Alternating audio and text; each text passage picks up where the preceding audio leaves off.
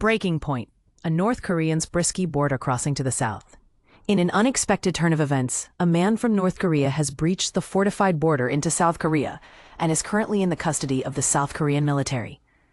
This dramatic border crossing took place near Paju, right along the heavily guarded frontier between the two nations, and was confirmed by the South's military officials this past Friday.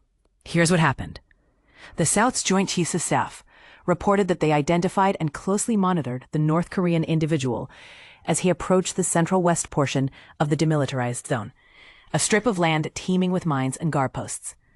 After meticulously tracking the man's movements, the troops conducted a guiding operation that led to his safe apprehension the previous Thursday evening.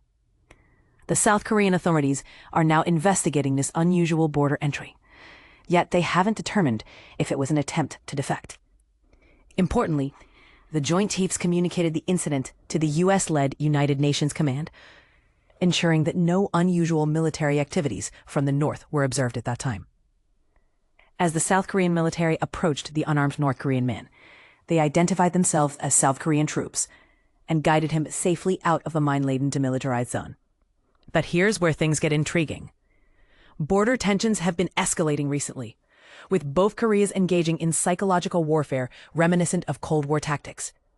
North Korea has been sending thousands of balloons filled with waste materials into the south, while the South responds by broadcasting anti-Pyongyang propaganda through loudspeakers. Since President Lee Jae-myung's inauguration last month, there have been efforts to mend ties with the North, including stopping the frontline loudspeaker messages and banning activists from releasing propaganda leaflets into the North. And this is the part most people miss. Tensions have also been raised due to past incidents where North Korean soldiers cross into South Korea temporarily. These movements, often considered accidental, happened during North Korea's border defense enhancements, like planting mines and setting up anti-tank barriers. The ongoing diplomacy challenges between the two countries took a significant hit after the 2019 collapse of the denuclearization talks between Washington and Pyongyang.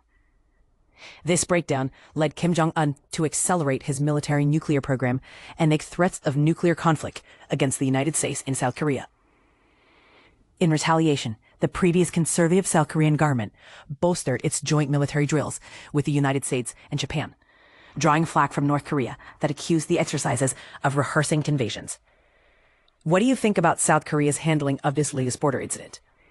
Could their diplomatic gestures lead to a more stable relationship with the North? Or is there a risk of emboldening the North's aggressive tactics? Let us know your thoughts in the comments below.